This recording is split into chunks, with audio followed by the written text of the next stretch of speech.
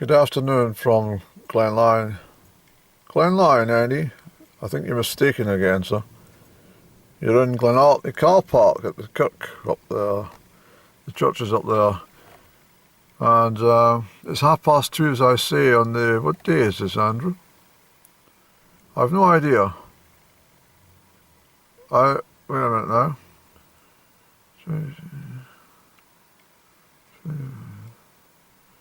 Is it the 23rd of May? It's a Saturday. Yes, that sounds about right. The last week of May. I just saw a sign down there that said dogs must be kept on lead. I always thought lead was bad for you. Yes. The lead pipes that most of the houses in town used to have, and still to a great extent still exist, and they assume that that's why there's so many sort of people with mental health issues, because of the drinking water coming through all these lead pipes in the town of Crieff. We've got a couple of military vehicles over here. I was just having a bit of a chuckle to myself because the swallows have been in and out. I'm not sure if these are MOD vehicles which have come up here for an exercise. I don't think so, Andrew. I think it's more likely they've been purchased from the military, the Ministry of Defence at some stage, and have been used as a trekking because of the roof rack thing. But I mean, they're pretty well built machines, these things, like, for getting up these roads. And the bloody bottom end of Glen Artney Road is closed until the 5th of June. I saw the sign last time I was here. I saw it was closed on the 21st of May, but I thought it was just for a day, but it's closed till the 5th of June. So that is absolute heck and nonsense, because it's a bit of a detour to try and get up here. Everything's designed to frustrate you, isn't it? Everything. And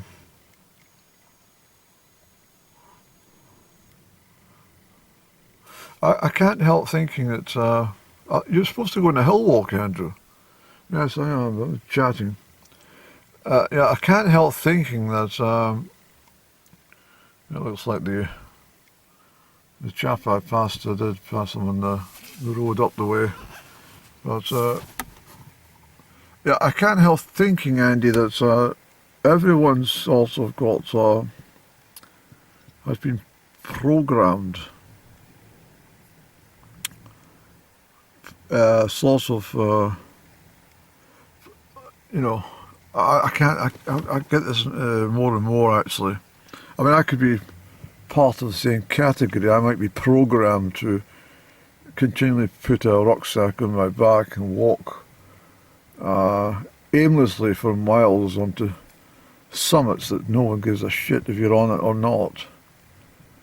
But for me, it's just part of a... Why did he come in there? Oh, he came in for a look at the army trucks. That's what I thought maybe you owned them. Yeah, so these, see how the distraction of another person can really throw you off. It's an energy. So when I passed him earlier today, I dropped to second gear. I slowed behind him. I was on the uphill. I was nearly down to first, but he very kindly moved aside. And so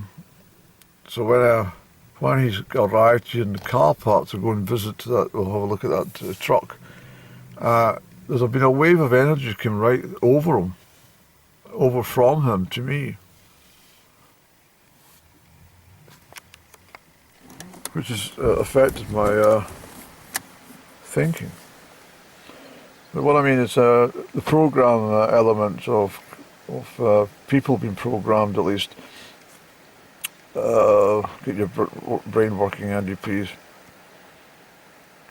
Is everyone's programmed to watch the Eurovision Song Contest. Everyone's programmed to watch the Scottish Cup final. Everyone's programmed to watch bloody tennis, which will be coming up from, as it's, you know, the Stellar tournament first of all, and then it's bloody Wimbledon. That's just a few weeks away, and then everyone's programmed to watch the World Cup. Although I'm not sitting bloody up half the night bloody watching hours and hours and hours of bloody endless kicking of the ball. I will be just having a quick look at the results. That should suffice for me. And yeah, that will probably do. Okay, so the idea today is a late ascent up to Stuc Gharbh. I go the way I did last time, but this time I follow right round to the bridge and pick up the little track. I checked the map and it should take me up several miles into the heart of the mountains, and then I've got a much easier slope upwards to the summit. It might take me 3 hours or more to get there, so a good chance I can come back here in twilight. I'll see how I get on. If I don't fancy doing the whole thing, well, at least I've got a route organised for when conditions are a bit calmer. Very cloudy. The wind's quite cooling, despite the high temperatures. It's or higher, not fucking 33 degrees that they said. That you know, I've already complained to the BBC. The hysterical Met Office again with and BBC with I noticed in the Have Your Say comments, there's loads and loads of people fed up with this. It's an annual thing that as soon as the temperature starts to rise, the BBC and the Met Office go completely crazy. It is a nonsense. I mean, it's just dreadful. They didn't mention too much about the snow in the mountains in May, or the conditions throughout most of May, which, you know, the past 3 weeks have been pretty damn miserable, really, for the month of May. Quite cold right across Europe, much cooler than average anyway. But you can see the wind and the trees up there.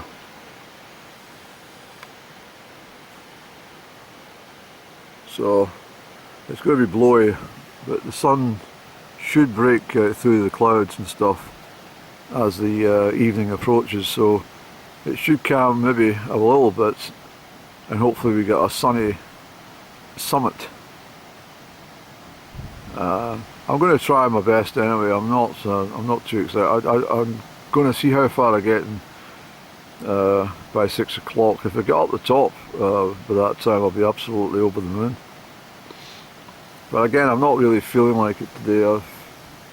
I was up at Oban on Thursday. I had a day off yesterday, complete rest from everything. And although my complete rest is never really a restful day. And of course the cats had 3 visits today. It's back to normal with me. It definitely was a bit upset that I'd called in somebody and put it in a basket and took the cat and the kittens away from its home turf. But it seems to have knowledge of that, but it's back to normal, and it's very, very affectionate, and lots of kisses. And even when I was departing today, it came to the doorstep. Where are you going, Andy? I said, I'm going away. So I give it a few cuddles, and it realised I was going out. So it's a wonderful cat. I really, really love that cat. It's just, she's so beautiful. And yeah, she really is. She's just a wonderful pussycat, and I dare say she's a wonderful mother to those kittens as well. So we'll get a rucksack on our back, get our staff ready, and then we'll make moves, Andrew. It's 3 o'clock, you know. Well, I might edit some of the nonsense I was talking about earlier from my upload. But we're reaching the the electric gate up here. I think that's the third time in as many weeks. And if there's a power cut, the gate doesn't open. Or 50 pence for the meter. Not available. Can't open the gate. Alright, it's just after 4 o'clock, and that's the slopes of, well, the southwest facing slopes of the hill I done last Friday, 8 days ago. The sky's a bit threatening, and the wind's been quite gusty from the southwest. That's the way to Calendar, but it's veering slightly to the west now, and the sun occasionally comes out from behind the clouds. But that's the first 3 miles done. And what I want to be doing is following the track along here through the glen, following that stream basically, and coming around the other side. Now, because of the sky, it's quite threatening looking. I'll get along to the very end of and have a look up to see what's what. But there's no need to be going up high today.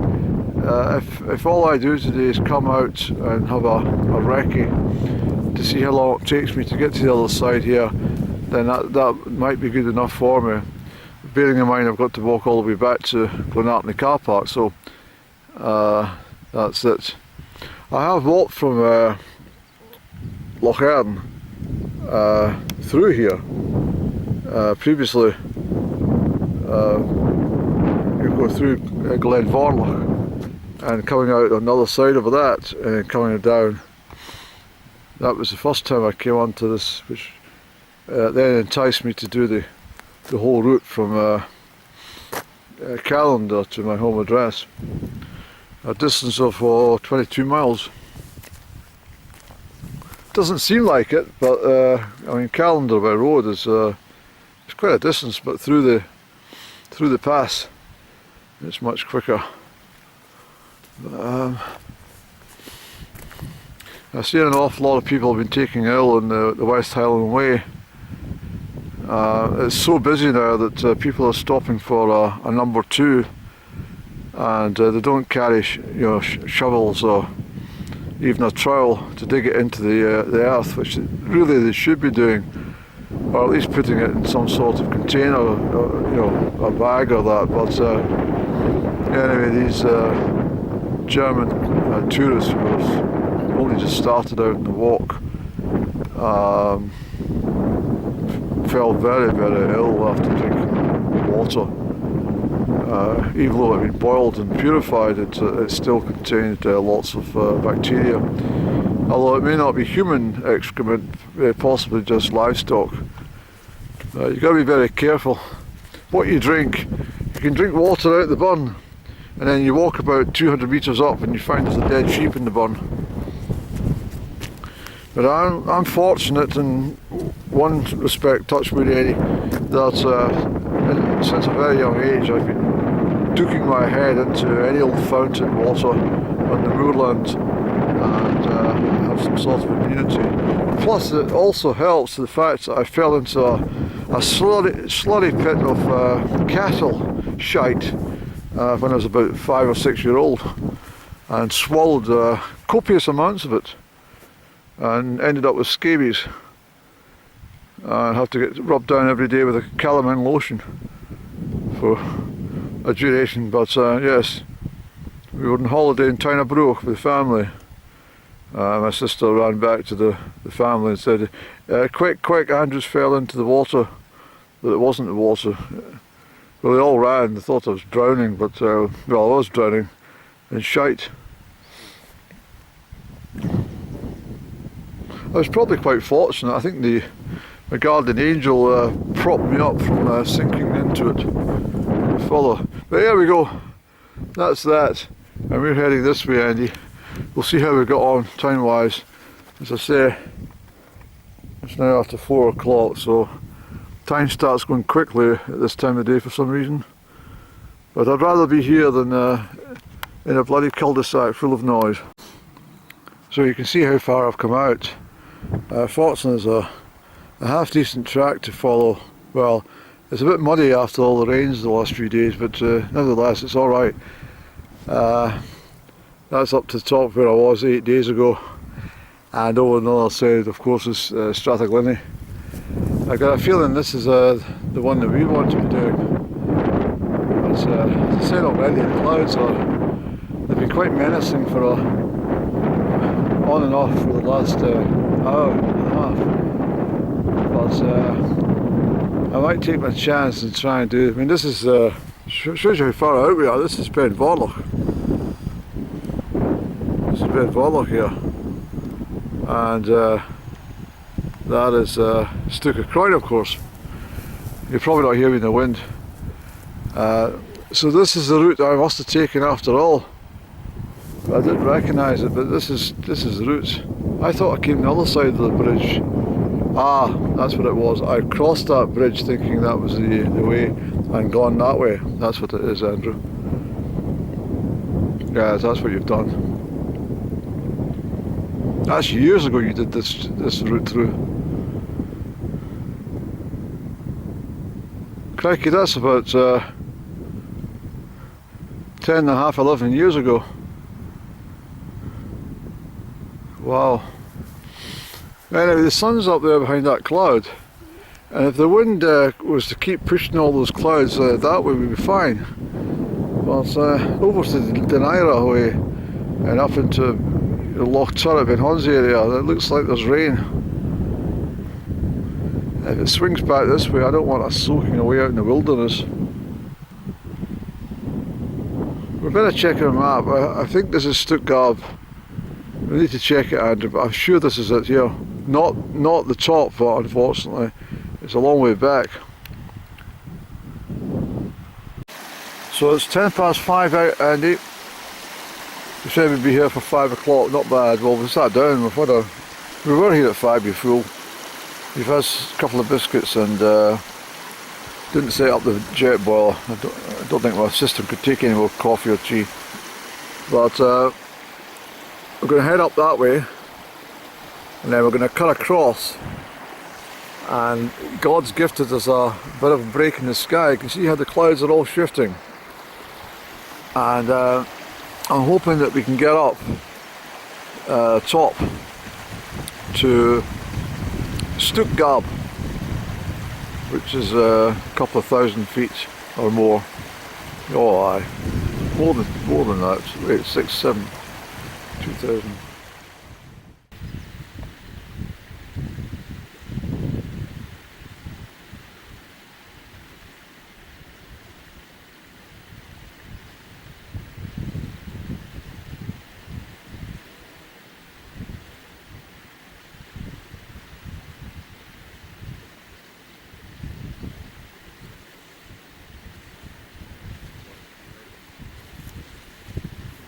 That's got to be it out there, Andy.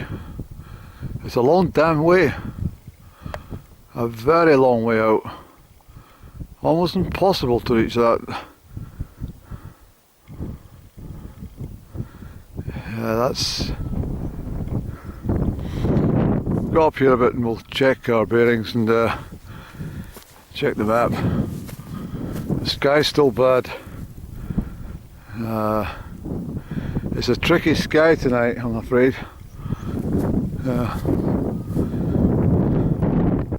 That's Stuc Gharbh over there in the distance. And if we want to do it tonight, it's 25 to 6. That's where we need to head for, Andy. It's a long down way and it's tricky ground. What do you want to do? Well, we've come this far.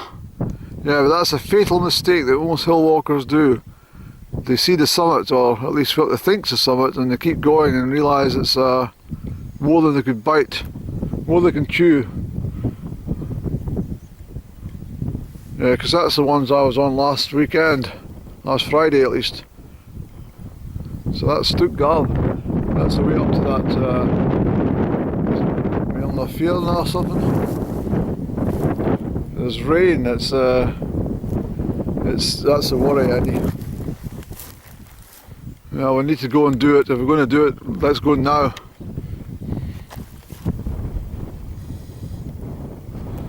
So you can see how remote and isolated and desolate we've become. It's a long way from where I parked my car, I'll tell you that. It's absolutely miles and miles and miles, Andrew. Okay, let's think of how we're going to get up this. There's peat hags all over the place, and there's boggy ground, and there's a great big gorge. Let's have another check on this map, Andy, please. Well, this is hard work, Andy, in very remote country. But that's my destination.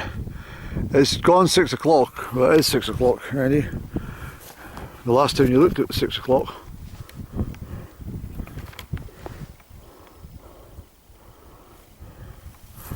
Yes. Well, we've got some work to do yet. Let's push on, Andrew.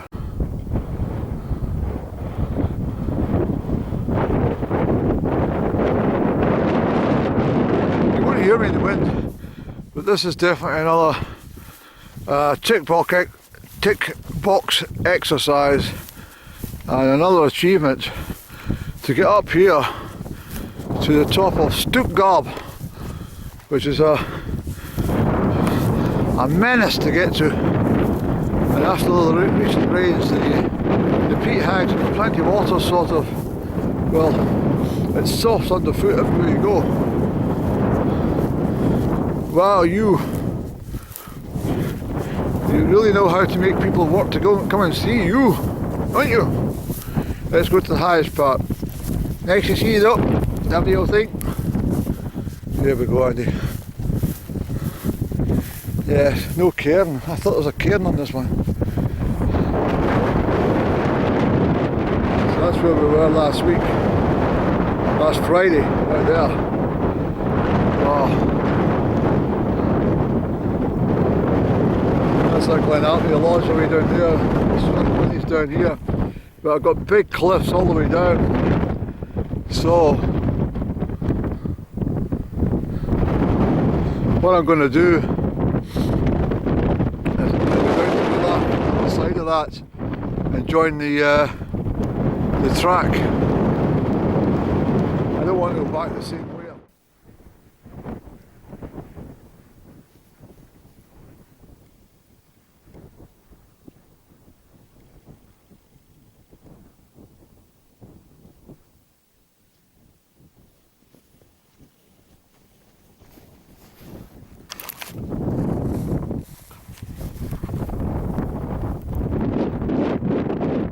Have a look over here, Andrew. Still doing that way. Much quicker too.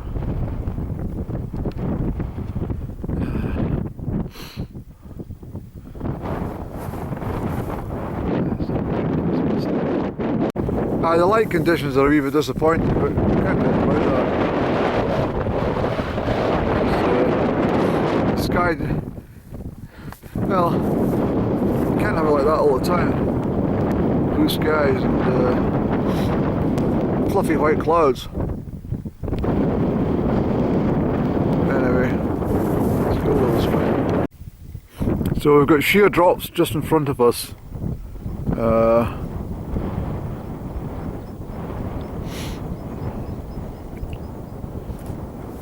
I'm thinking you can snake around the side of that lot and then take the slope down there, following that burn, and that will get me down there. So that looks like the safest route, Andy. And while we're going over there, we'll check to see if that that gorge is feasible. But I don't want to be hitting wet rock like I did up at Crieff over in Glen Artney. But anyway, this is me from Glen Artney again, Strath Ghlinnie here. So that's what we'll do, Andrew, because it's 7:15 almost. So and that's a long way down, sir.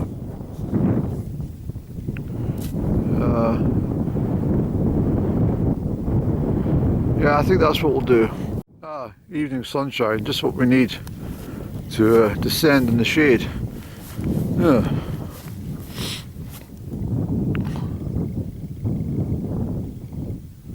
Yeah, it's a pretty bleak place, I'll tell you that. But that's another one ticked off. Well done, Andy. So you can see you can get down so far, and then you get a big drop. So this is the best way, Andy, I think. Although it's not entirely what do you call it, 100% safe, the route that you're going to descend, but it's the best option, I think. And yeah, fair distance up here. It's a long way down, isn't it? Yes, Andy. That's why you need to get a move on, because you don't want to be stuck up here at twilight. Oh, fuck. It's a very, very rare slip. That's how easy it's done. You probably heard me saying, oh fuck. Because that's all it takes, is one careless move. I wasn't looking at the ground, and your foot can go into between rocks. You can slip and fall over the bloody edge, easy as that. Look at that, so you can never tackle this. Well, we've got something similar to do, Andrew, so we need to get a move on you. And keep focused on what you're doing, sir. And please keep an eye on the pathway for all obstacles. Yeah, it's a dangerous looking sight, that, isn't it?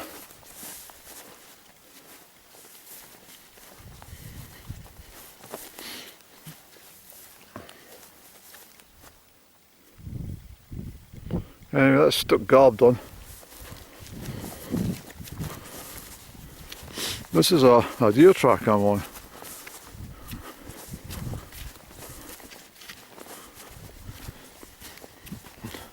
The deer will always take the quickest route, and they're not stupid either. They obviously want a safe route, but they don't want to be going through all those peat hags.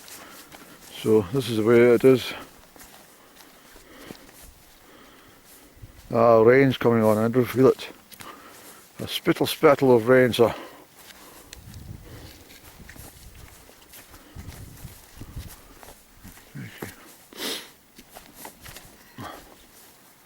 I think we need to get up a wee bit off the edge. See what I mean? Look at this down there. A torrent of water. If you're climbing down that in dry weather, there's a bloody thunderstorm. 3 or 4 inches of rain, you can zoom down the mountain. Alright, so we want to get over that way.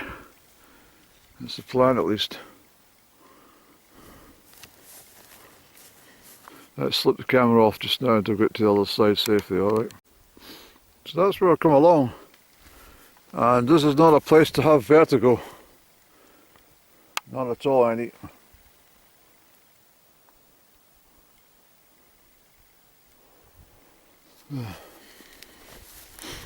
Take the greatest of care along here, please, because it's a long damn way down for you, sir.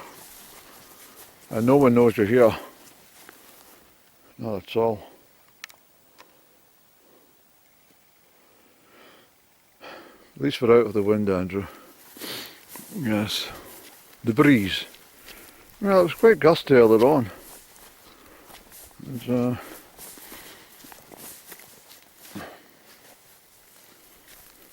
I better keep my footage.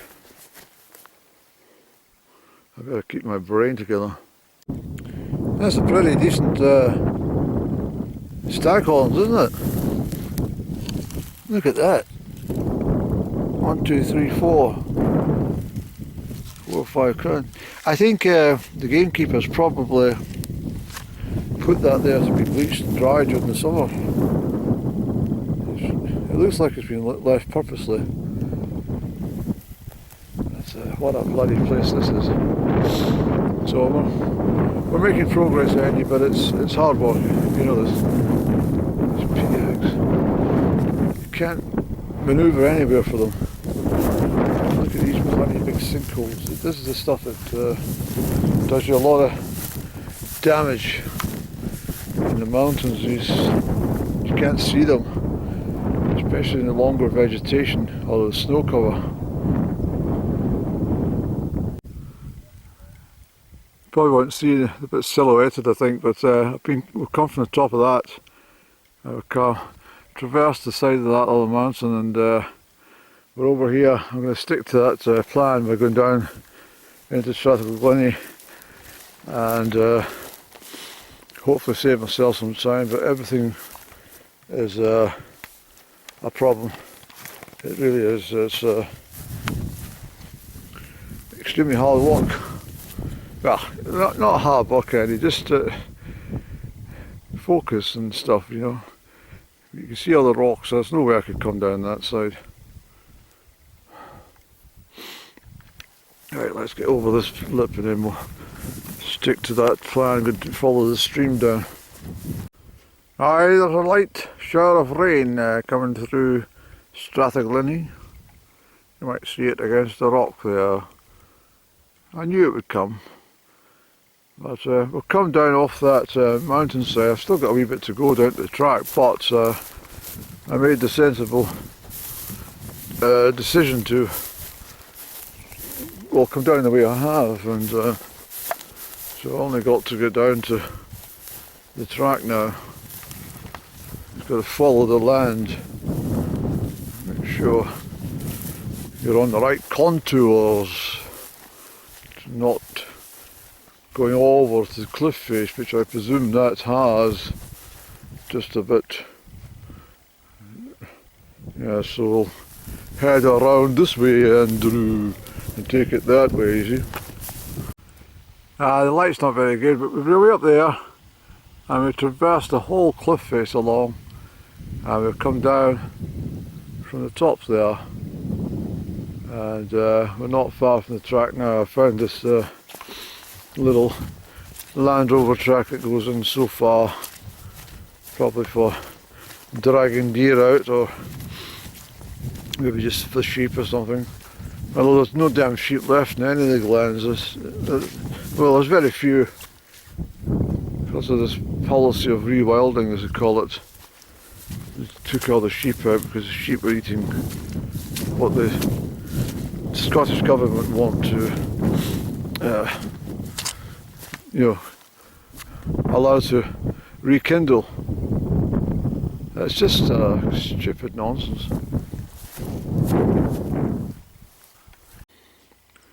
So that's where we've been, Andy. Well done you.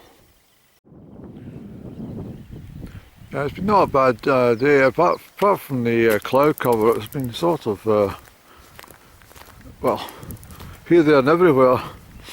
But it's 20 past 8, by the time I get down to the car park here, it'll be 5.5 hours.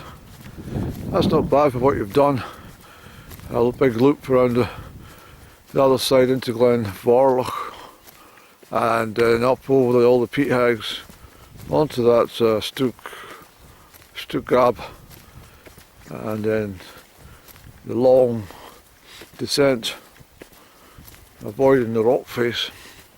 But it's a pleasant night. It's not at all cold. There was a bit of rain, but it's not done any sort of, well, it was just a shower, wasn't it? Yeah, the mountains look very big tonight at the back there. They do, they look massive, because they are massive. I don't think you realise how much effort is put in to get onto the tops of these things. And you do it in pretty good time. Yeah, you do. So that's that one done. Stuc Gharbh.